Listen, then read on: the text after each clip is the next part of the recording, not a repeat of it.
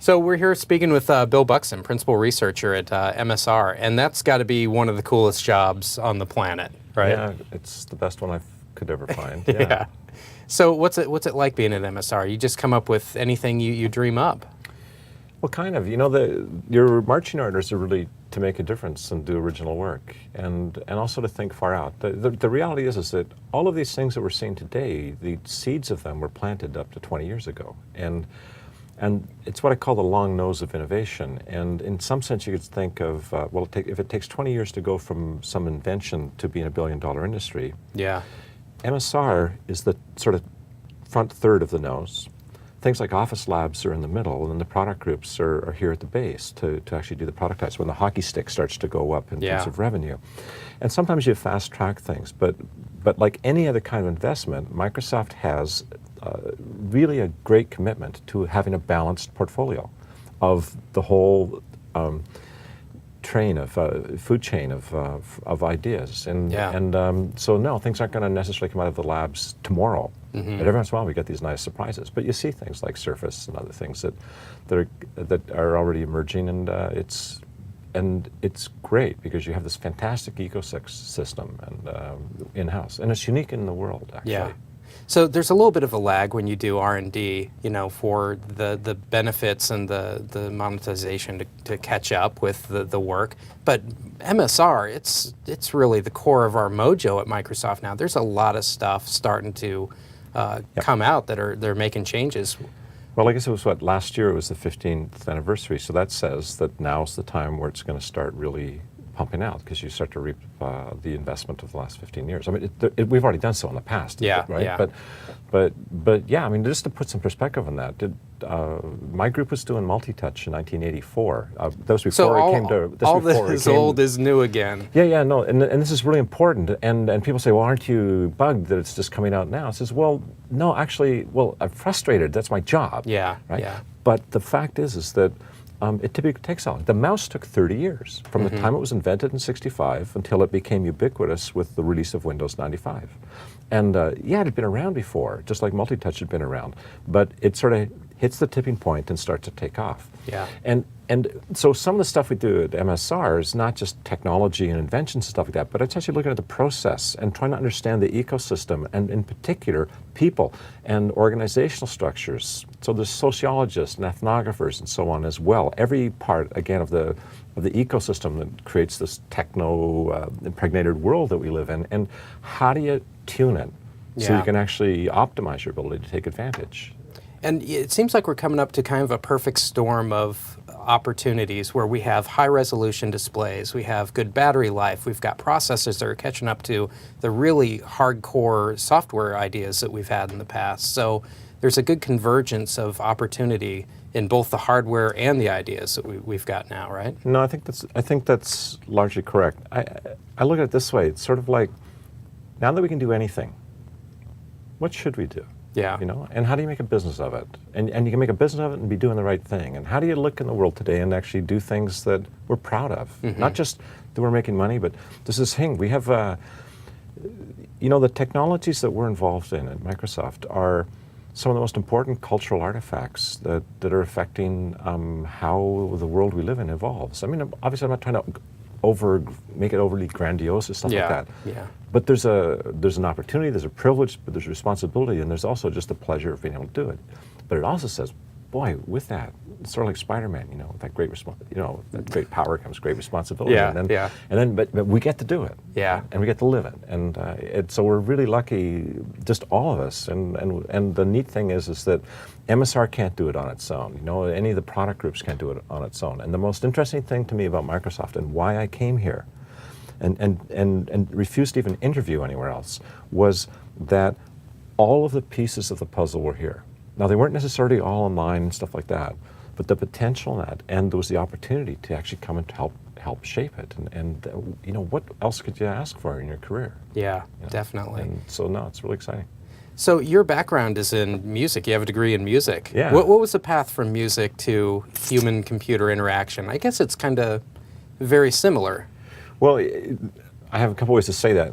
First of all, I started playing synthesizers very early. And somebody, that here's the honest answer. my stepbrother was a guy in computers, and this is in 1971. And he said, oh, you should go look at computers and stuff like that. I says, well, what do I want to do that for? Who cares? I've never seen a computer, you know. And then he said, well, I'll loan you my motorcycle. He had this BMW, you know, R69S motorcycle. And there's a computer system up north of where I was at university in Kingston, Ontario, up at Ottawa. Yeah. It's about an hour's drive or so. And I got a chance to go up there and use it, and said, you can use my motorcycle. So I did it just for the motorcycle. So I drove up there, and then I saw this thing. This is 1971. And this system had a color display, it had real music notation, it had a piano keyboard you could play on, it had real-time sound. And what system was that? It was a research system that nobody's heard of. It had a mouse, for pity's sakes. Now, this is 1971. Boy. They'd had a mouse since 1969. Xerox PARC didn't get one until 74. Yeah. And so I went and I did a film soundtrack for the small documentary film, and I just, in over a week, and I just fell in love. And I said, holy, this is, and but it was about the motorcycle. And then I started to figure out, well, I don't want this just for in the studio. I want to start making performance instruments, because I was a performer. I loved it. I played rock and roll bands and jazz groups. And so this is where multi-touch from my side of the space came from, was that I wasn't trying to make some computer interface. I was making a drum. Mm-hmm. And I wanted to make something where you could hit and drag your hand across and just use the natural gestures. Now what it turns out is that musical performance was one of the best preparations to do what's now being called NUI and so on and so forth. Because I think there's no profession that has a longer history of expressing powerful ideas through a technological intermediary than music. Yeah. And so you also have to have that real-time feedback. Absolutely, the response. You look at somebody who picks up a beautiful guitar or instrument, and before they play a note, you can tell from the smile on their face and just how they caress it, the quality and the respect built into the instrument for that person's skills. And my sense is that's the notion, is that I want to build products at Microsoft where just by looking at them, by touching them, it's not the superficial gloss of, you know, styling, but from everything you have to do with it, you just say, wow, the person who built this has they care about me. They have a respect for the interface, And so I'd like to pretend that I was in the musical terms, the luthier. It used to be the luthier was the French word for the lute builder, but has generally become the instrument builder. Yeah. So I think about these things as the same care you would do into the most beautiful quality instruments. And they have to play well, they draw the best out of you.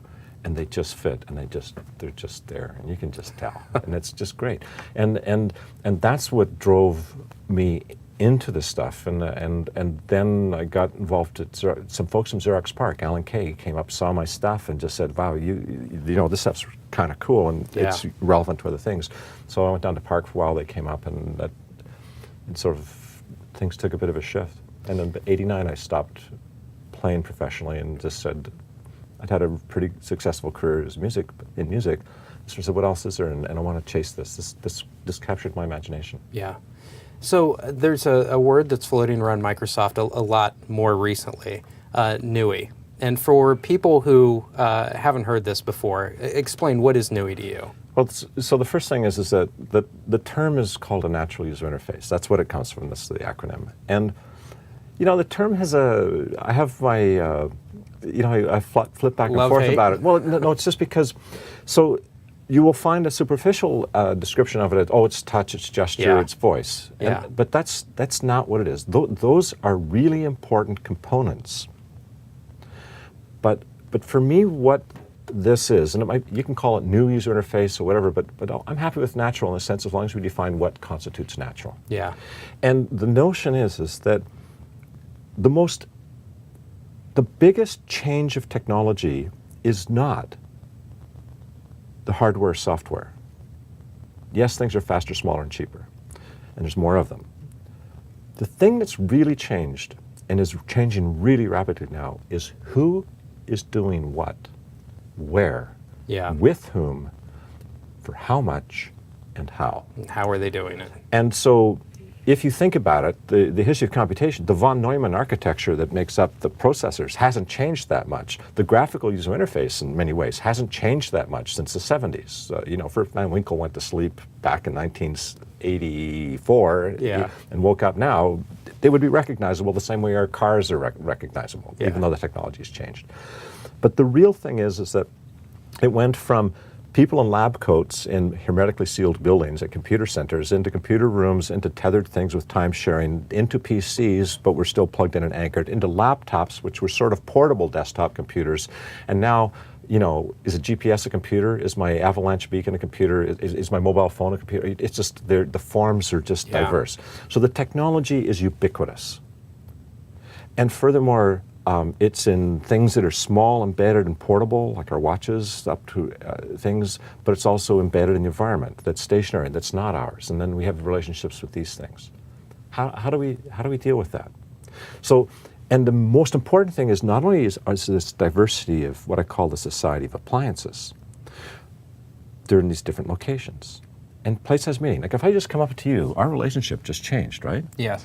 And the same in principle should be true with our devices, right? That how do relationships change by location? And it's all about real estate in cyberspace, if you want. It's location, location, location. So if there's a display on the wall some distance across from you, you might use that for pictures or weather. But if you walk up to it, your interface with that has changed. It should know that you want to use it now. Yeah, or where you are. And so, and what's interesting is that there's these. It's like in the earlier days, and there still are, these satellites, and it's called remote sensing, where they sense the ecosystem of the Earth and tell us about water, heat, forest fires, all this sort of stuff, pollution. The transducers that we have today are much closer. It's the same thing, though. It's what I call proximal sensing. It's a little bit like what the buzzwords are, things like sensor networks and so on and so forth, and ambient intelligence. But the real thing is that the cameras, the microphones, and other things. So just, if you think about this wall-size display, think about something like Natal, which is being developed for video games, being that type of technology being there, so it knows how close I am, knows I'm approaching. When I'm away, I can gesture with my hand, so when I come up, it realizes I'm right there, and so it switches over to sense my touch. And also the fonts maybe get bigger as I get closer, smaller as I get closer, bigger as I depart. And is there one person or two?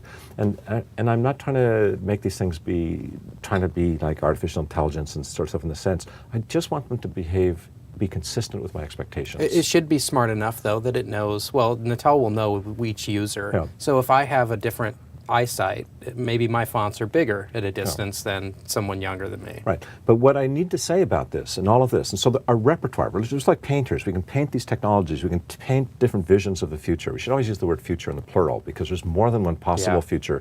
Which one do we choose? And if we enumerate the others, we can make maybe more intelligent choices. But the principal thing is, voice, gesture, touch does not necessarily natural user interface make. And I'll give you one example. Let's take speech. Make something I can just talk to my computer, get everything happening. If you're driving a vehicle and you're using any digital device that is not 100% eyes-free and hands-free and absolutely minimal cognition-free, so that you have absolutely minimal distraction from your primary task of driving, which probably means something that's completely speech operated. If you don't have that, you should be arrested. I don't want my kids playing in the street with you driving. And that's going to be legislated across all the jurisdictions going forward. So it is absolutely clear that for that task, if you are going to use it, and to the extent that it can be done safely, this is the natural and the correct way. And it's natural in the sense that it exploits skills that we have acquired through a lifetime of living in the world, which minimizes the cognitive load and therefore minimizes the distraction. So it's more like speaking to you when you're on the seat beside me in the car where my phone's sitting. Take exactly the same phone, exactly the same thing I'm talking about in terms of a memo or a thought or something like that. And now I'm sitting in an airplane flying into San Jose Airport, and the thing I was talking about was the technical specifications of Natal. Using that same interface that I should be locked up in jail if I don't use in the car, I should be fired for using it in the plane because the person beside me is from a competitor and around me, right? And so the notion that speech, you can't say that something's best and just the thing or this is that without specifying the context. You have a saying, everything is best for something and worse for something. That's exactly right. And then the good designer understands what, why, and for whom, and when, and what are the boundaries. And when somebody comes up and proposes an idea, a new technology, a new device, a new kind of gesture, and so on and so for me, and they can give me all, really articulate really well all the great things that can be done, why it's the right thing to do. If they can't tell me with the same fluency what's wrong with it when it won't work, then I'm going to ask them to, let's dive into this conversation about, until you can do both, Yeah. you haven't done your homework. Yeah. It's not ready. It's a good idea, maybe. I'm not saying you're right or wrong, but we don't understand it yet. And then we can start to make more intelligent decisions. So since we have some of these things we carry with us, and there's these things embedded, and they need to adapt to our purpose, one size does not fit all. And so what we need is a palette so that with that same mobile device or portable or slate or whatever, that I can adapt to it seamlessly in a way that doesn't add more complexity, in a way that's appropriate for the context and the task and where at. It's just like when you and I are talking. Sometimes if we're in a restaurant or something like that, we're going to speak quietly. Other times I'm just going to use hand gestures, and we can switch, right? And sometimes I can pass you a note. And I could do all of those things in the same meeting, depending on the message. So we might be in a meeting together, and I want to pass you a note that no one else sees, and use some interface for Or you that. might speak to me out loud, or you might do that. And you realize that, oh, there's all these different channels. And if you don't have them all there, in that case, you're in the same context, but there's a different meaning or type of message. But there's other contexts. But that plurality of finding the appropriate, in some sense, maybe that's the better term, is the appropriate user interface. Yeah. Because it implies the sense of context. But if we don't have it, the conversation's broken. The natural part of it is, it's natural that we converse in the appropriate way. Mm-hmm. And then, how do we support the richness of that? And that's why, actually, at Microsoft Research, we have, there's a group, one of my favorite groups in Cambridge, England, that I work with the most. You got a bunch of, high-end engineer researchers and so on, but the managers are sociologists and a cognitive psychologist. And there's ethnographers and designers in there. And we have these sort of wacko, heterogeneous, we talk about heterogeneous computer networks, but I gotta tell you, heterogeneous social networks are way cooler. Yeah. Because you get these collections of people. And so, the Renaissance is over. There's no such thing as, the world's too complex for any single person to know everything. But, the king's dead, long live the king. The Renaissance is over, long live the Renaissance. Renaissance team. And that's one of the things that's most interesting about where we are, is that we have one of the only places in the world where you have these really interesting collections of people, of skills, that bring these really diverse backgrounds and perspectives to addressing these problems. So I think we've got a chance of getting it right. And man, if we do, just think what the consequences are. So one of the futures that I expect you might see is that we will kind of flow between the traditional GUI and the more natural user interfaces, kind of like we go from a computer to getting on a phone back to a computer. So you're moving between these different types of interfaces? Okay, so let's deconstruct that because that's a really nice question, and it really helps explain it. I would argue that if I'm writing, I write a column for Business Week just on design and innovation, okay? If I'm doing that, I think the GUI is the natural interface. Yeah. Right? For that thing. It's just not the natural thing for me when I'm in my car. Yeah. Right? And so so what we've had in the past is for some things what we've been doing have already. I'm not one of these people who says I want to get rid of the keyboard and the mouse and Windows. I think there is a place, and that the new things don't replace, and we always view things in a competitive sense. Mm-hmm. But if you think about it, cinema didn't replace live theater. Yeah. Television didn't replace cinema. Games didn't replace television, and videotapes and other things, DVDs and so on, didn't replace that. They all have their niche. Yeah. And radio still exists. And so it's a question, though, you refine and get to a finer granularity of covering the space so that and we start to understand in the McLuhan-esque sense that the medium's the message, but each medium has its own attributes and properties. Yeah. And then as we get more literate and understanding this world that's emerging, we become, literacy sort of means knowing what's the right tool. It's sort of like the difference between, we've got a screwdriver and a hammer. Now refining sort of slot head screwdrivers to different sizes. And then we've got Phillips and Robertson and all these, and hex screwdrivers and stuff like that. And somebody who's, right, and so we start, and I'm not trying to say we want to have this, we populate the space with this, humongous mess of stuff. Yeah. What it is that what is the critical thing with design is what's the minimal subset that gives us the best coverage? What's the best compromise? Because the thing about computers is that you don't need a gazillion different screwdrivers because they can morph. Mm-hmm. And so you can have a reason, so you don't have to live like you're in a percussion studio. You have this minimal set, but of things that just flow and blend. And where you get the power is through the combinatorics. And this comes back that when I walk up here, pretend I wanted to show you something. Why would I show it to you on, I've got my mobile phone. In fact, I have it in my pocket, so I pull it out. But why would I show it to you on this little screen when I could just go point it there, do a gesture, bingo, and then up it comes, and then I can use touch here as I would use the touchpad on my laptop and pretend that's a screen. We could have that kind of function, very cool. Right? And I walk away, and by the way, you stay, well, within Microsoft, you realize that means the networking people have some really hard work to do. Yes, that means the security people have some really hard work to do. Yeah, so a handshake with any screen that you walk into. And in a secure way that stuff's not been ripped off and cookies aren't reloaded and stuff like that. And you realize that you think about it at the surface, that this NUI stuff just affects the UX, user experience people. Yeah. But no, there's not a part of this company that doesn't have to be on point and focus towards a stand, because there's this really interesting engineering infrastructure.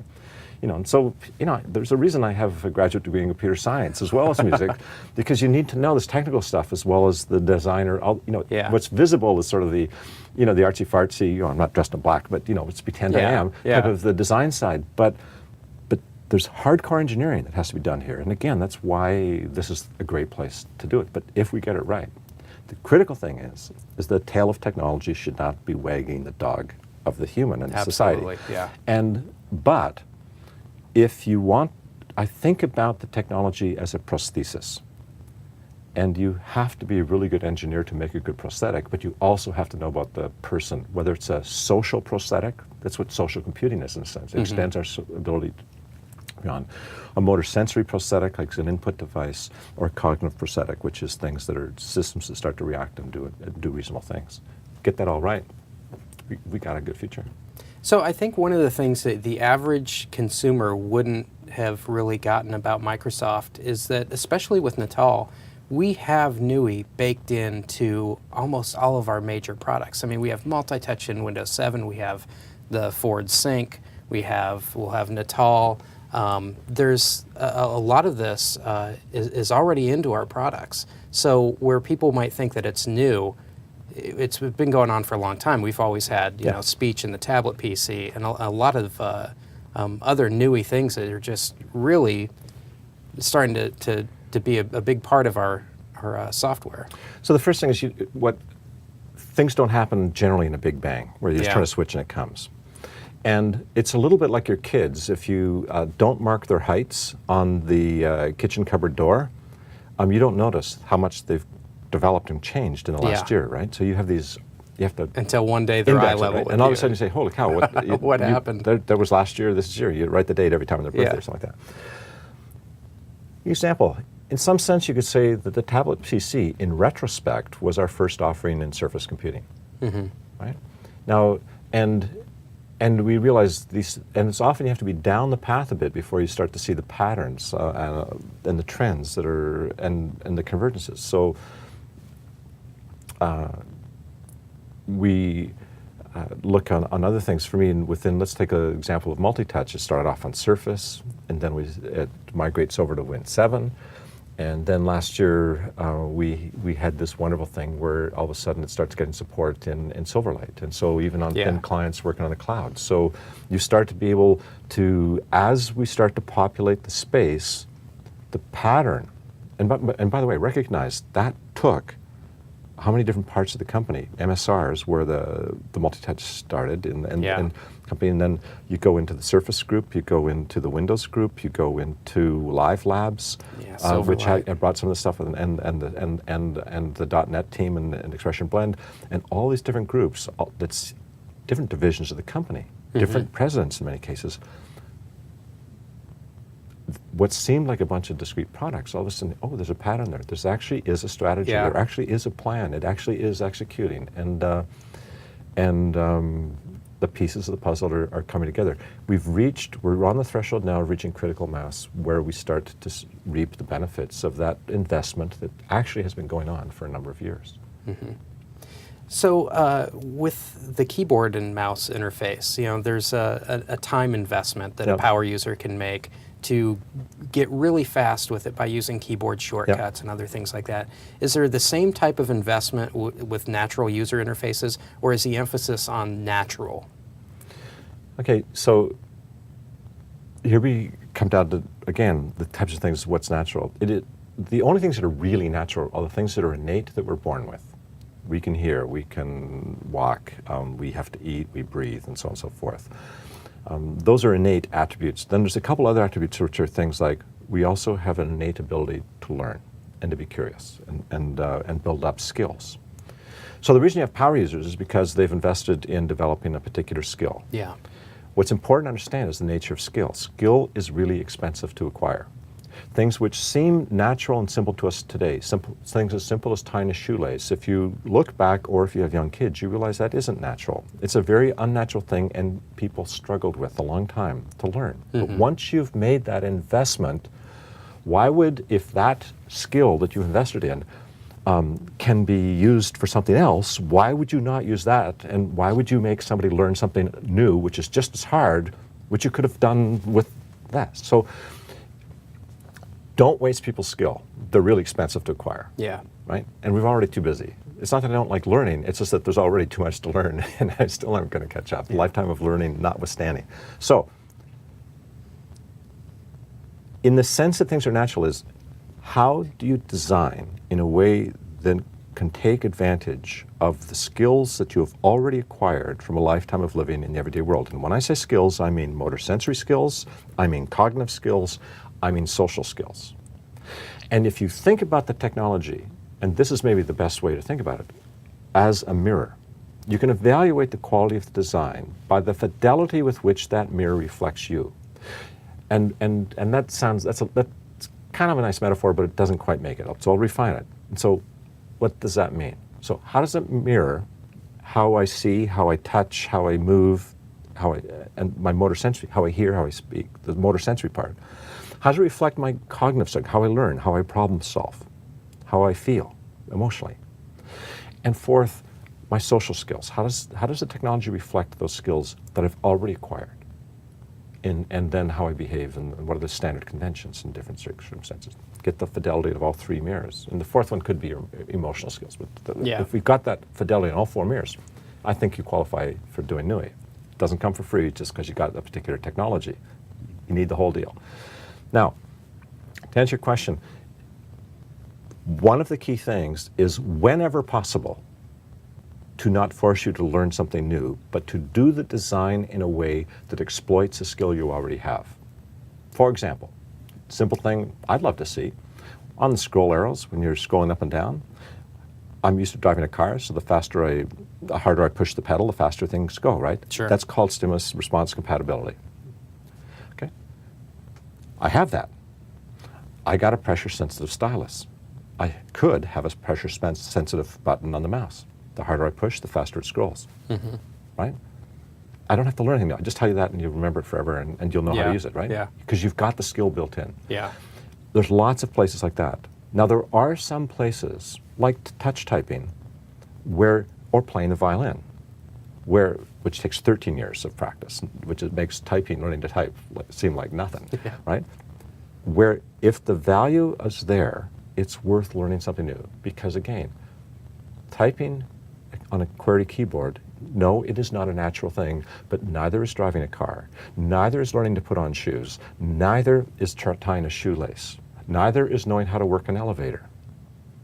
We live in a society, intelligence is defined by the ability to adapt to the changes in the ecosystem through accommodation and assimilation. And so we just design things which are intelligent and that utilize human intelligence, but don't waste the investment they've already made in skills. But when necessary, you bring in new skills. But the way you get up to speed fast is just because it's a power law. It's called power law of practice. We have to be, that's part of the respect.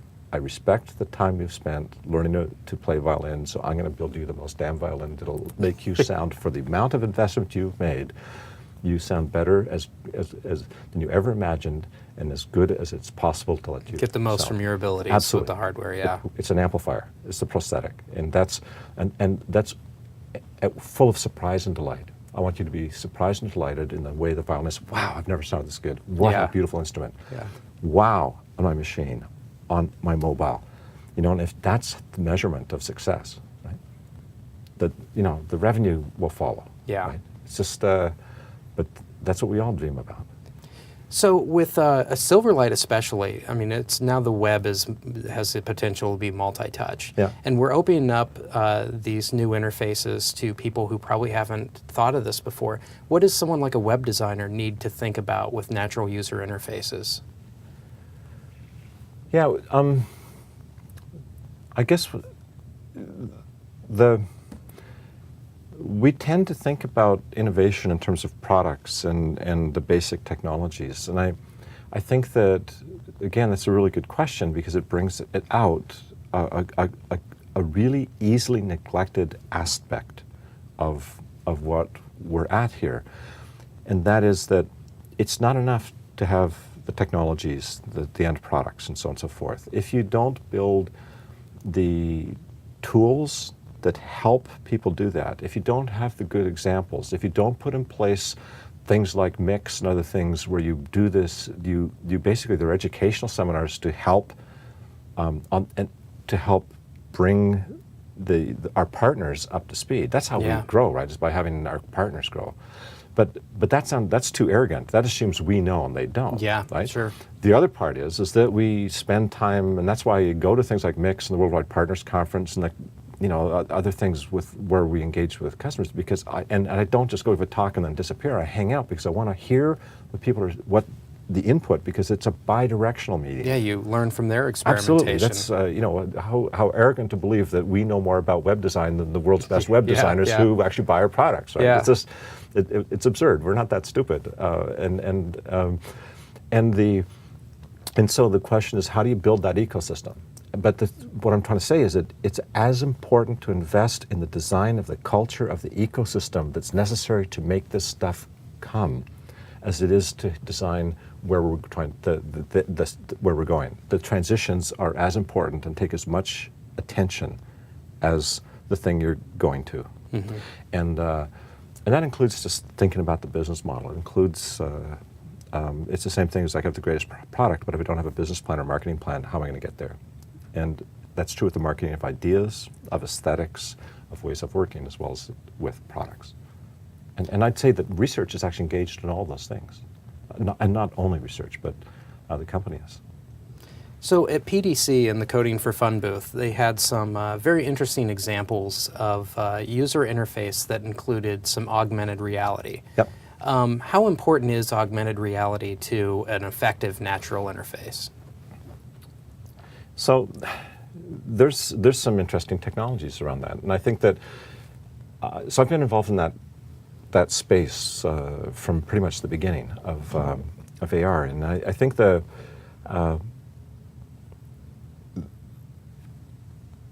it's a way to augment the physical world with virtual. So for people to understand, it's sort of like if instead of this virtual reality, where it's a totally synthetic world, if I'm navigating through space, you see the physical world, but then I actually get metadata. It could just be labels superimposed on the real world, sort of like a heads-up display. Yeah. Well, in the past, it's been these things. We have backpacks and all this complex gear. But what if your mobile phone just has a little Pico projector in it, and you don't need all this tracker? You just point it at a device or something, and either through RFID tagging or other ways of tagging or knowing where it is, you press the projector and it's like a flashlight, and it illuminates the thing you're looking at. But it illuminates it with information, not just with light. Light is the vehicle to provide the information. And I don't need all this tracking because I can just point it and register it myself with my hand, and all of a sudden I've got a really cheap thing with me all the time And all of a sudden it becomes different. And by the way, if I've got a camera in that mobile phone that's flashing it out, I can then, that's also a touch screen. Yeah. Think of it this way. A mobile phone, what's Surface? Surface is a projector and camera in alignment that rear project onto a rear projection screen, and then I can sense touch and plus see the display. If I turn it upside down and just go like this with the same thing, my mobile phone is Surface. Now, instead of going onto a plain virgin rear projection screen surface, I project it onto that mouse. It can start to, the projection can say, oh, that's a mouse. It can do that, I can align it. And then the labels are all there for how to use it. The manual's right there. Yeah. Right? And then I close it and turn off. And that's within the technological reality of the next 12 months to do. That's not a product announcement. I'm just, Sure, but yeah. because we can go on like this forever. Yeah. There's so many different things we can do, so many different scenarios. The question is then, and this is where the discipline comes in, having great ideas is not the problem. Great ideas are a dime a dozen. Sure. Out of the 100, picking the 2, they're the ones you should be doing at this stage of the game, and figuring out how they fit into the larger puzzle. That's where leadership and Yeah, and that seems like comes. that would be one of the hardest problems, is there's a lot of good paths to go down, but right. which ones and when? Let's come back to what I said earlier. Always talk about the word future like math as maths or Yeah. mathematics in the plural. To confront yourself all the time, to remind yourself all the time that there's more than one future. Which one do you want? Why? And then, once you've made that decision and you've got a good rationale, it makes it easier to prune the tree.